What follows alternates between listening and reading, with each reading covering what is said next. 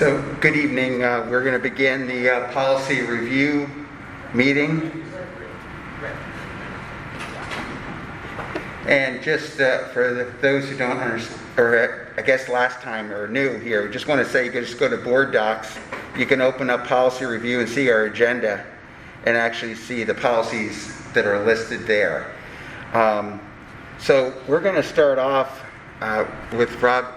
I think we're going to start off here with our first policy, and that would be titled School Calendar. Okay, if you take a look at a couple of things, first, just background information for you, for those of you that are newer to the committee.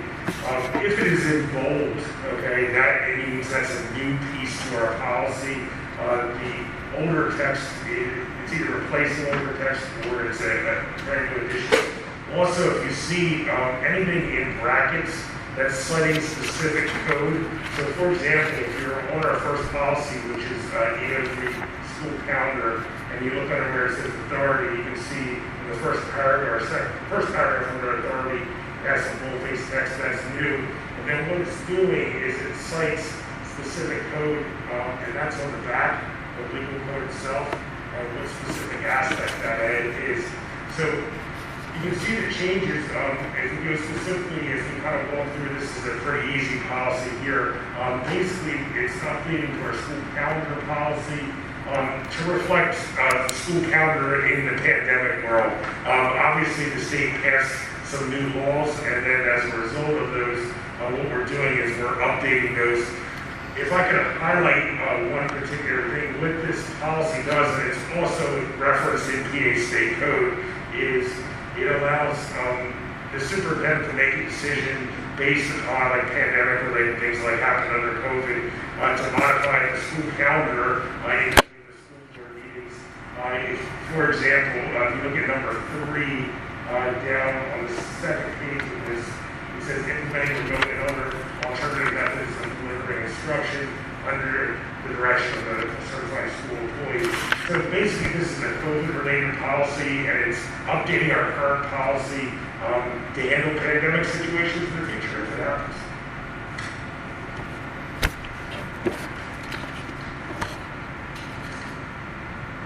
So, Rob, I guess with that being said, are we basically agreeing to this policy? I mean, it looks pretty straightforward. Yeah, this is pretty benign. It's really based on state code. It's just updating. So I just list this as first reading? Yeah, that's fine. Okay. All right. So jumping ahead to our second policy for this evening, responsibility for student welfare.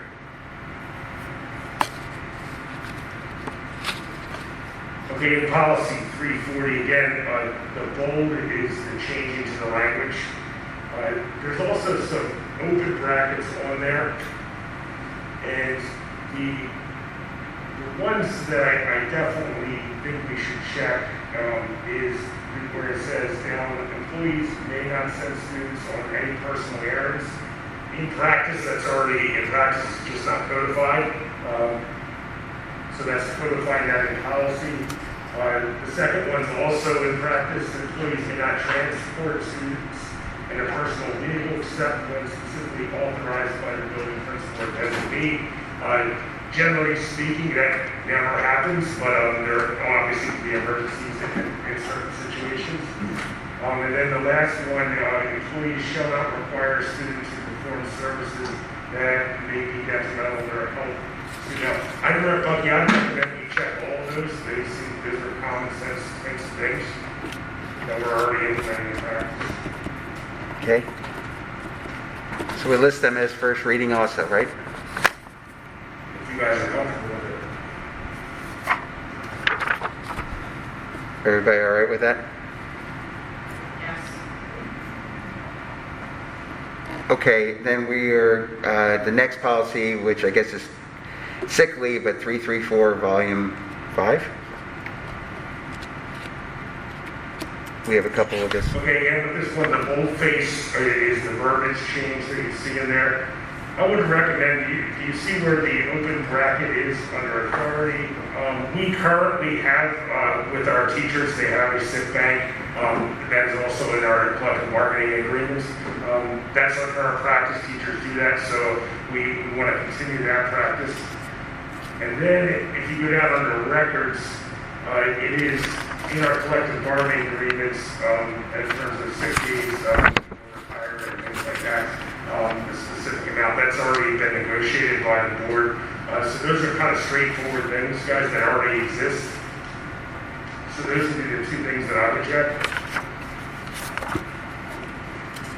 The first one, Rob, we don't want to check, or do we do? I would check that. Okay, so all three. Because we already have it. Okay. Then under records, I'd check the second one. Because that's negotiated in already. Not the first one. Not the first one, because you guys already negotiated a contract. Yeah, okay. All right.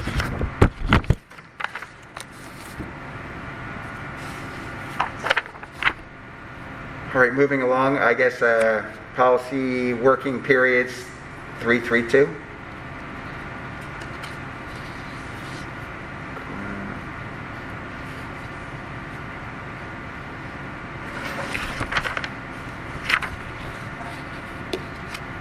Okay, for this one, again, you can see the bold-face typing are the new ones, and that's citing the code again. And then also, there are a couple blank brackets. Under staff, I have some recommendations here, and I'll tell you why in a second. It says, staff may be assigned extra alternative duties. There's a phrase in there I'd like to strike out. It says, distribute equitably when possible. I can see people misusing that. Although by practice we do it, but just from an HR standpoint, that can quickly become a nightmare. And everyone say, well, what about this person? What about this person? What about this person?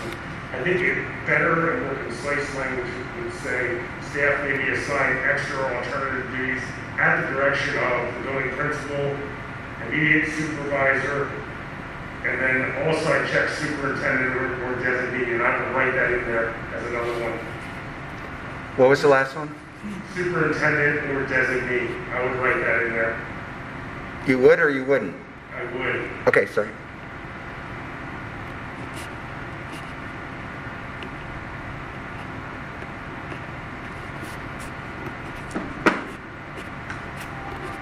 So check all four, right?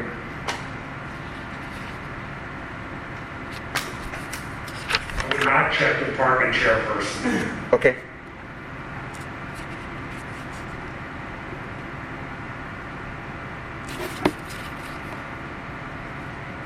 Okay.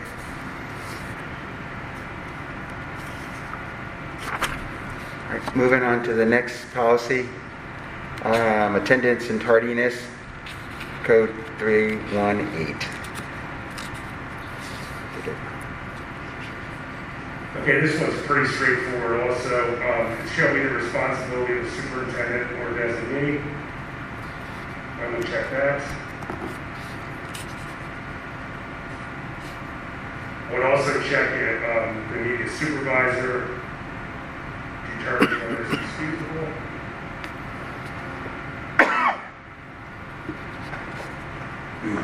And I would check the one underneath that also, so that there's flexibility and there's some teeth in it if we have a problem. All right, so the second from the bottom there, whether tardiness is excusable, we're going to check that? I will check that and the one underneath of that also. Okay. And above there, we're just doing the superintendent or designee? Yeah. Okay.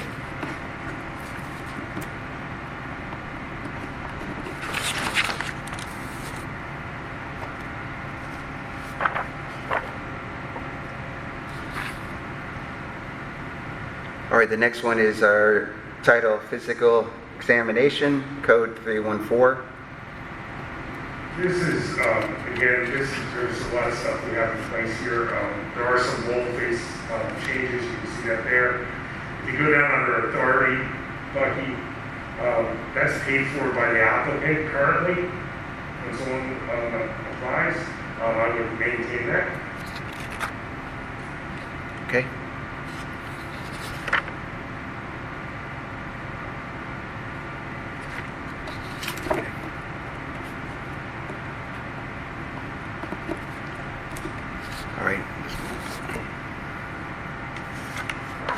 going through these pretty fast.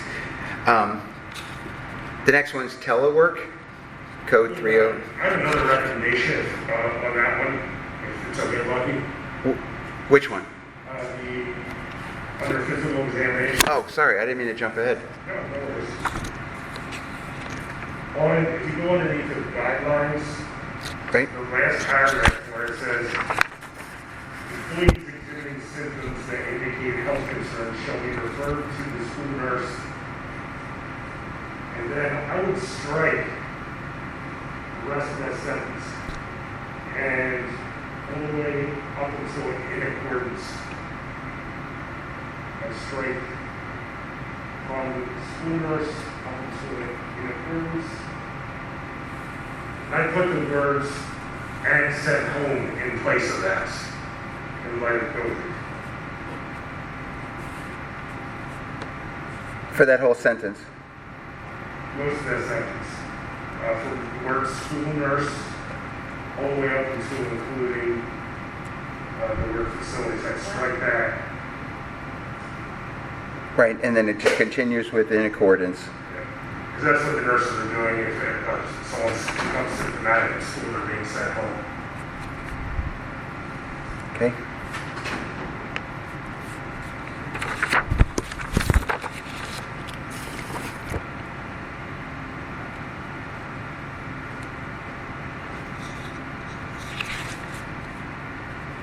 Rob, we're going to jump ahead.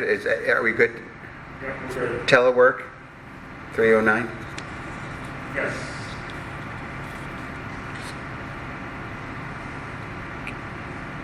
This is basically putting in policies and things during pandemic times.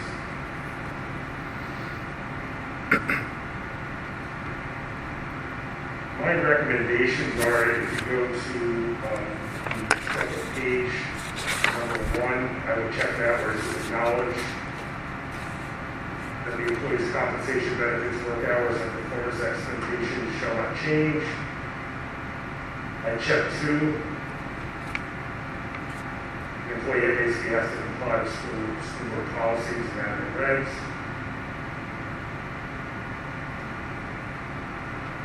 Number 3, I would not button because some people may be monitored in different ways. Number 4, I would check. That deals with their workspace, like for Zoom conferencing and things like that.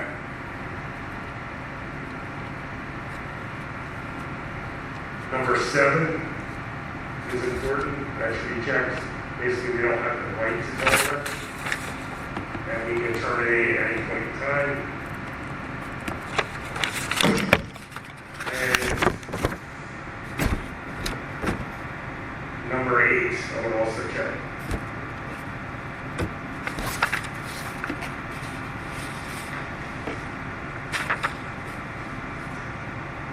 Okay.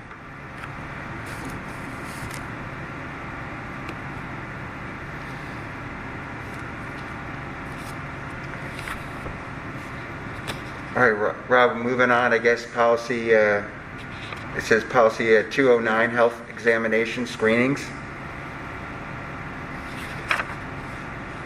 Yes, this updates it in regards to COVID of interest in the boldfaces changes of interest to the board, just so you're aware, because this will be coming up very shortly. The immunizations was extended, regular, like regular types of immunizations the kids have to do was extended by the Pennsylvania Department of Health. We do still have a decent number of students who have not updated their immunizations, and there will be an exclusion time coming up very shortly where they won't be allowed to come in just like in normal years if they are outdated. Obviously, we've been intensively notifying parents about this for people who are in the kids in these circumstances.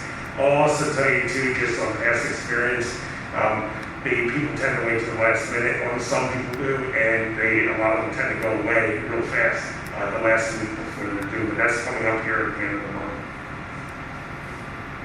Mr. Gurley, can I clarify that for a minute? Sure. Those emails are being sent to everyone, correct? Despite the fact that they have the New York. I believe they are. I believe they've been sending them to everyone. I know. They're like a couple times a week. Okay. Is that even too much? We passed certain people too much. Okay.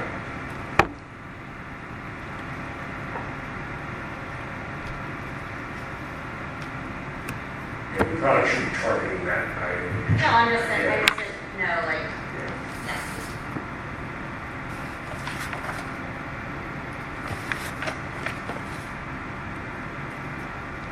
Rob, I think that concludes our meeting. Am I missing something? I don't have any other paperwork here. Nope, we got through 8 policies. Okay.